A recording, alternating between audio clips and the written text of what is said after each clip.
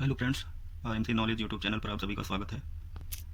पिछली वीडियो में हम सभी ने AFC LNT एटा स्मार्ट 12R के प्रोग्रामिंग कॉन्फ़िगरेशन और सेटिंग कैसे करते हैं इसके बारे में जाने थे। आज की वीडियो में हम APFC LNT एटा स्मार्ट 16R की पावर और कंट्रोल वायरिंग के बारे में जानेंगे। तो दोस्तों, ये हमारा APFC LNT एटा स्मार्ट 16R का ये PCB है।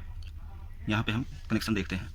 जैसा कि इसमें दिखाया गया है, AC supply L1 L2 L3 3 phase जा रहा है लोड की तरफ, तो उसमें हम CT लगाएंगे। CT जैसा कि इसमें L3 में दिखाया है, L3 में CT लगाना है, तो यहाँ पे हमने L3 में CT लगाया है और इसका फर्स्ट टर्मिनल S1 यहाँ पे कनेक्ट किया और यहाँ से दूसरा टर्मिनल ला के S2 यहाँ पे कनेक्ट कर दिया।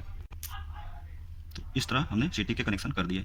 अब इसके बाद हम यहाँ पे U1 और U2 पे कनेक्शन देंगे। इसमें एक बात ये ध्यान में रखना है कि जिस फेज में हमने S1 S2 यानी कि CT को लगाया है, वो फेज छोड़ के, जैसे L1 और L2, L3 में हमने CT लगाया है, L1 और L3 को हम U1 और U2 पे कनेक्ट करेंगे। तो U1 पे हम ले रहे हैं L1, U1 पे हमने L1 को कनेक्ट कर दिया और L2 को हमने उठा के U2 पे कनेक्ट कर दिया। अब यहाँ पे हमारा जो है CT और वोल्टेज, करंट और वोल्टेज दोनों का कनेक्शन हो गया है।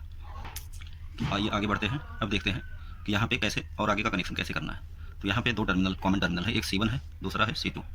तो C1 और C2 पे हम जैसे R फेज लिए, यहाँ पे एक बात ये ध्यान में रखना है कि कंट्रोल वायरिंग में हम एक ही फेज का यूज़ करेंगे। मान लो अगर R का करते हैं R का, Y का करते हैं Y का, या फिर B का करते हैं तो B का ही यूज़ करेंगे। तो R फेज हमने यहाँ से लिया और यहाँ पे C1 पे दे दिया और यहीं से एक लूप मार के C2 पे ले आए। यहाँ पे जो 1 2 3 4 5 से लेके यहाँ तक 16 तक, यहाँ पे हम पावर बैंक में जैसे 16 कैपेसिटर हैं, सबका सीरियल वाइज कनेक्शन करते हैं। ये सब कंट्रोल के वायर यहीं से जाएंगे। APFC अपने आप लोड को डिटेक्ट करता है कि कितना लोड है और उसके हिसाब से कितने kVAR का लोड देना है या कितने कैपेसिटर चालू करने हैं, कौन कौन से चालू करने हैं, उसको ये अपने इंटेलिजेंस के आधार पर ये इसको सप्लाई देता है। जैसे मान लो अगर लोड के हिसाब से अगर 3 4 5 को चालू करना है तो 3 4 5 पे सप्लाई जाएगी, या मान लो 9 10 को चालू करना है 9 10 को, 1 5 3 को, जिसको भी चालू करना है 1 से लेकर 16 तक, ये डिटेक्ट करेगा लोड को, लोड के हिसाब से उस पर सप्लाई भेजेगा।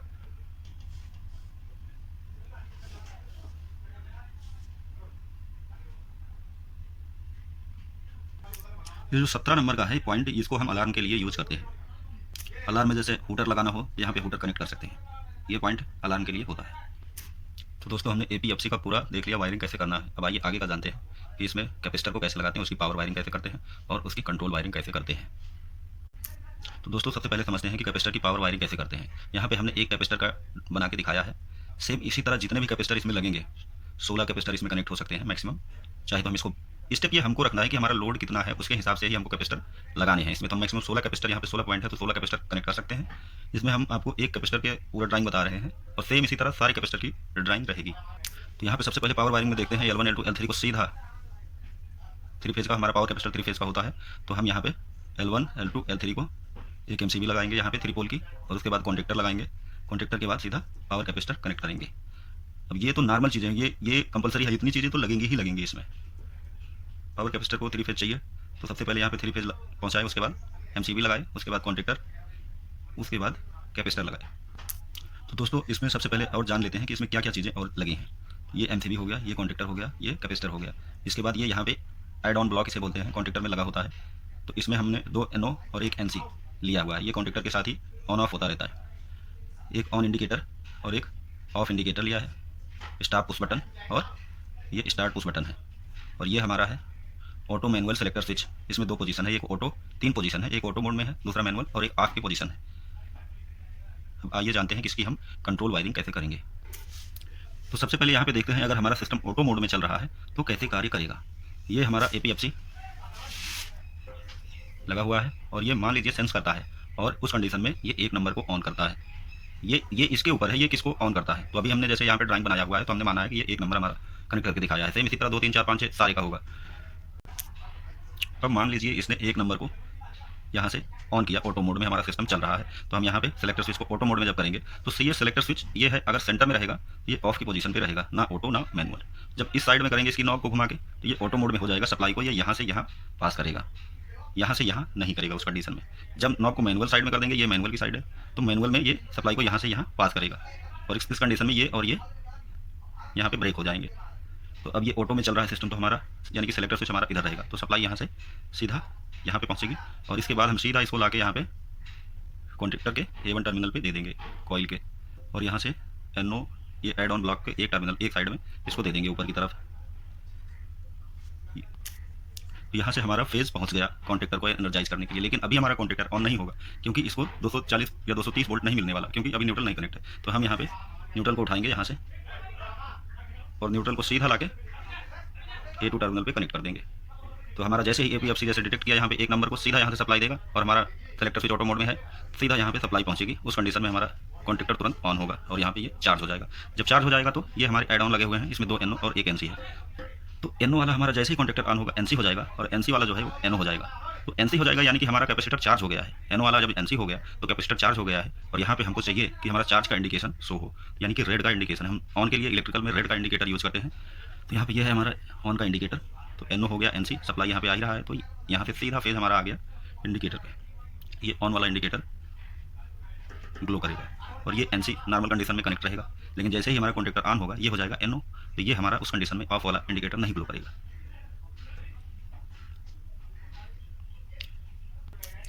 तो ये तो रहा ऑटो मोड में कि सिस्टम कैसे काम करेगा और कैसे NO, NC, MCB कॉन्टेक्टर ये सारे कैसे एनर्जाइज होंगे, ये हमने देखा। अब हम देखते हैं मैनुअल मोड में कैसे हम ऑन ऑफ करेंगे इसको।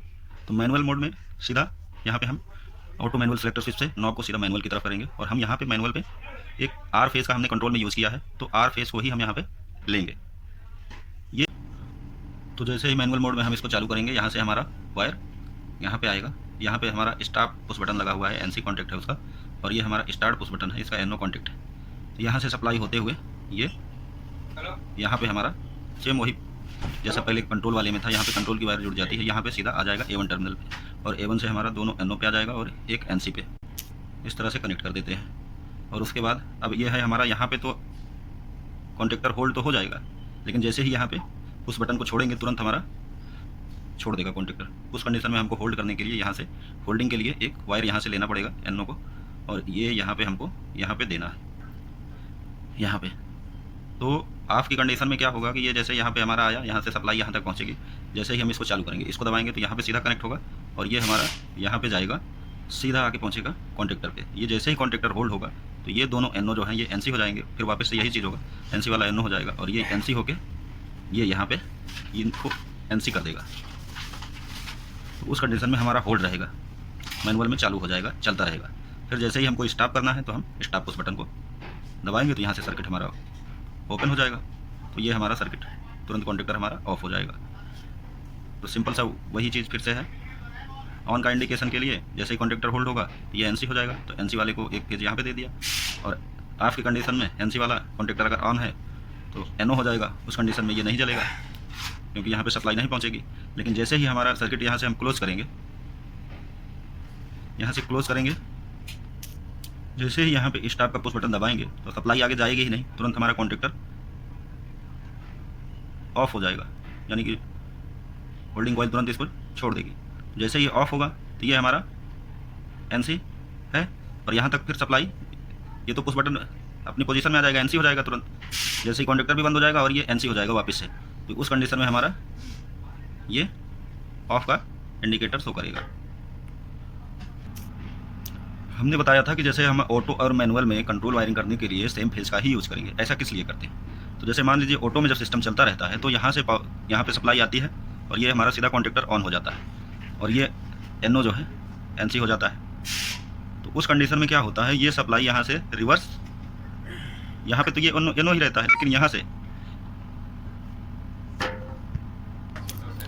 तो इस कंडीशन में हमारी सप्लाई रिवर्स यहाँ से यहाँ होते हुए यहाँ पे आएगी, और ये R फेज़ है, तो इससे कोई दिक्कत नहीं होगा। लेकिन अगर हम चेंज कर दें, जैसे ऑटो के लिए यहाँ पे APFC के लिए R फेज़ का यूज़ करें और यहाँ पे Y करेंगे तो ब्लास्ट हो जाएगा।